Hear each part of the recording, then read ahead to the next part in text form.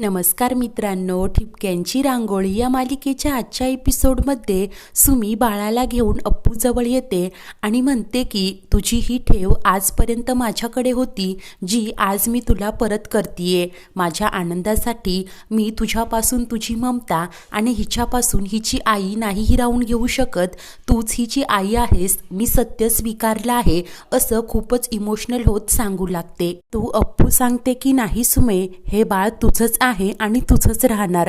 तेव्हा सुमी रडतच म्हणते की अप्पू अगं तू हे काय बोलतीये, घरातील सगळ्यांनाच माहिती आहे की तुझा या बाळावर किती जीव आहे आणि त्याच्यासाठी तू काहीही करू शकतेस. तू हिला 7 महिने पोटात ठेवलंय, इतका त्रास सहन केल्यानंतर ही जन्माला आलीये आणि तुझ्या या बाळावर मी माझा हक्क नाही सांगू शकत.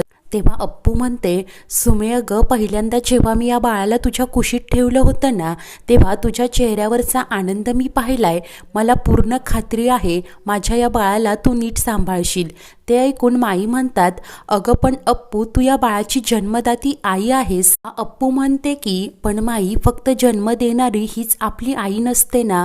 आता माझंच उदाहरण घ्या, मला जन्म तर डॉक्टर अंजली वर्तकांनी दिलाय, परंतु लहानाचं मोठं माझ्या आत्तीने केलंय. सुमे तसंच तू सुद्धा या बाळाला लहानाचं मोठं कर, चांगले संस्कार दे आणि तिला सुद्धा ना आमच्या सुमीसारखीच एक गोड मुलगी बनव. मला खात्री आहे तू माझ्याहीपेक्षा जास्त हिचा चांगला सांभाळ करशील, असं भाऊक होत सुमीला सांगते.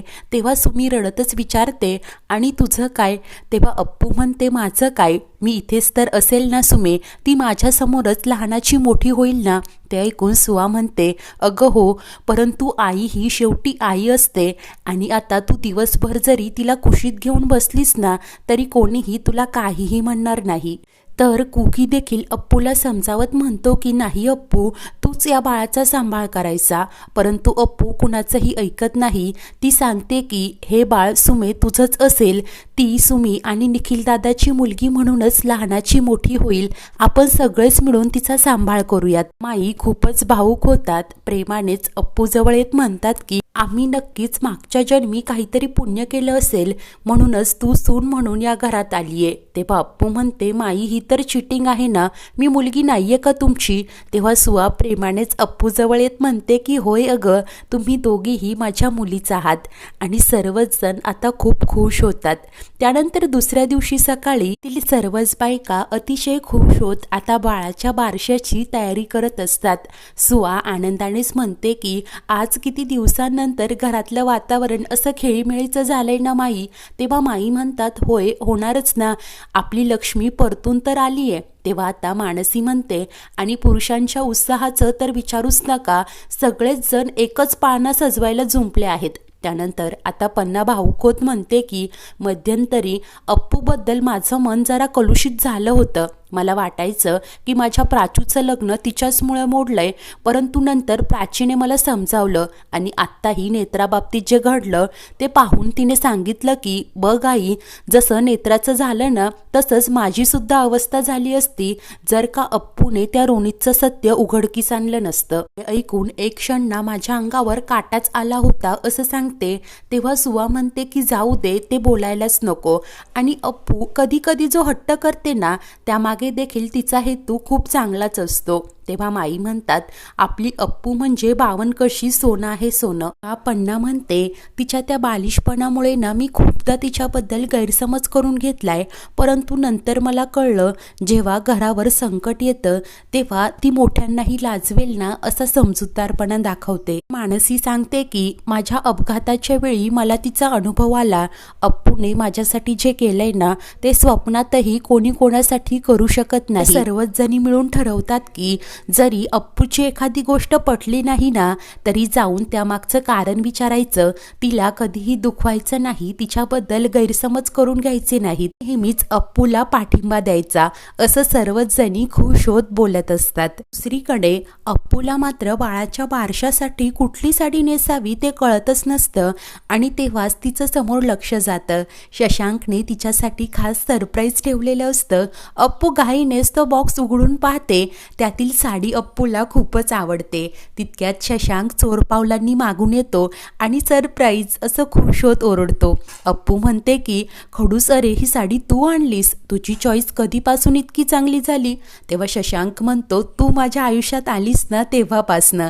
त्यानंतर अप्पूला डोळे मिटायला सांगतो आणि अप्पूच्या हातावर त्याने आणलेला गजरा ठेवतो. तो प्रेमानेच अप्पूला सांगतो की आज आपल्या बाळाचं बारसं आहे, बाळाची आई अशी सुंदर दिसायला नको का? अप्पू मात्र लगेच म्हणते की सुमीचं बाळ आहे ते.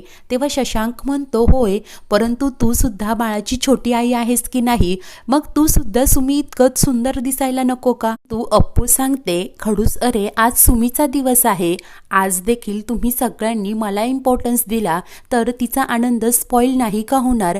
आणि तू कितीही म्हणत असला ना की वाईट वाटलं नाही, तरीही मी हे जो काही निर्णय घेतला त्याने तुला वाईट तर वाटलंच असेल ना खडूस? सॉरी, मी तर तुला गृहीतच धरलं होतं. तेव्हा शशांक प्रेमानेच म्हणतो की अपूर्वा, अगं उलट मला जेव्हा खरं कळालं ना तेव्हा मला तुझा खूप अभिमान वाटला.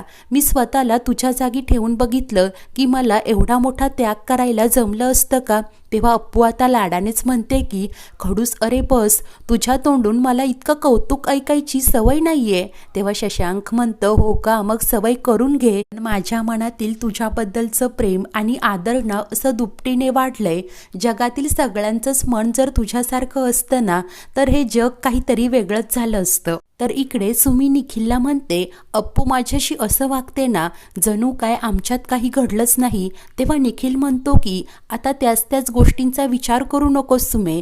अप्पू आणि शशांकने खूप विश्वासाने त्यांचं बाळ आपल्याकडे सोपवलंय. पुढे अप्पूबद्दल कधीही गैरसमज करून घेऊ नकोस असं तो सुमीला समजावतो. तेव्हा सुमी ही होकार देते आणि तितक्यात आता बाळ जोरजोराने रडायला लागतं. काही केल्या ती शांतच होत नसते.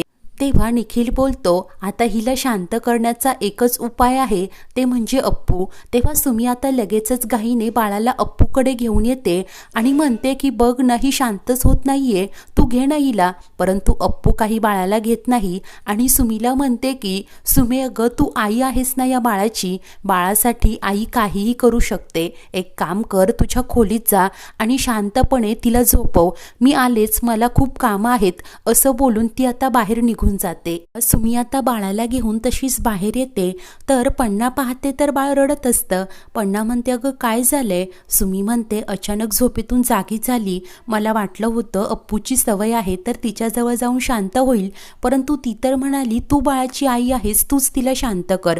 पन्ना धक्क्यानेच म्हणते, काय असं म्हणाली का? सुमी घाबरतच बोलते, माझ्याच्याने ही जबाबदारी सांभाळली जाईल ना ग?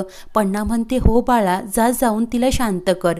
सुमी बाळाला घेऊन निघून जाते. इकडे ओसरीत आता सर्वच जण मिळून बाळाच्या बारशाची तयारी करत असतात. तेव्हाच पन्ना तिथे येते आणि सुवाला म्हणते की हे सगळं राहू द्यात, आधी जाऊन त्या अप्पूला कोणीतरी समजवा. हे ऐकताच कुकी लगेच मस्करी करत म्हणतो की आजच्या ठळक बातम्या, अप्पू आणि अपर्णामध्ये पुन्हा एकदा भांडण. काय ग अपर्णा, तुमची बट्टी झाली होती ना, मग आता काय झालं? तेव्हा पन्ना वैतागत म्हणते, अहो आपण इतके दिवस अप्पूला बाळाला घेऊ नकोस असं सांगत होतो, तेव्हा घेत होती आणि आता बाळाला तिची गरज आहे तर घेतलं नाही तिने. मागण्यात ना एका नव्या पैशाचा फरक पडला नाहीये, अजूनही तोच बालिशपणा आणि जबाबदारीची जाणीव नाहीये. आई, जर का तुम्ही तिच्या जागेवर असता तर काय केलं असतं? असं ठणाना रडणाऱ्या बाळाकडे दुर्लक्ष केलं असतं का? तेव्हा सुवा म्हणते, मला वाटतंय की अप्पू जे वागली ते बरोबरच आहे. तिने बाळाची जबाबदारी सुमीवर टाकली ना, मग तिलाच ठरवू देत ना की काय करायचंय. कुकी म्हणतो की अप्पूने एवढा मोठा त्याग करून बाळ सुमीकडे दिलंय ना, मग तू जाऊन सुमीला सांग ना. तेव्हा पन्ना पुन्हा वैतागत बोलते की तुम्हाला ना अप्पू कधीच चुकीची वाटणार नाही, थांबा आता मीच जाऊन तिला जाब विचारते. विठू पन्नाला म्हणतो, तू आता रागात आहेस, मी जाऊन तिच्याशी शांतपणे बोलतो. घरातील सर्वांनाच खूप टेन्शन आलेलं असतं. तर पुढील भागात बाळाच्या बारशाच्या वेळी दादा म्हणतात, पण बाळाचं नाव काय ठेवायचं? तेव्हा सुमी म्हणते तेजस्विनी, तर अप्पू म्हणते मनस्विनी. दादा सांगतात आपण ना चिठ्ठ्या करूया. आता प्राची चिठ्ठी काढते आणि बाळाचं नाव मनस्विनी असं ठरतं. अप्पू खूप खुश होत सुमीला मिठी मारत म्हणते की तुझ्या बाळाचं नाव हे तुझ्याच आवडीचं असायला हवं ना. तर दादा आता त्या दोन्ही चिठ्ठ्या पाहतात आणि शशांकला सांगतात की बघ, दोन्ही चिठ्ठ्यांवर मनस्विनी हेच नाव होतं. सुमीला तेच नाव आवडत होतं ना, म्हणून अप्पू हरली तिच्यासाठी. अशाच नवीन भागांच्या अपडेटसाठी आपल्या चॅनलला नक्की सबस्क्राईब करा. धन्यवाद.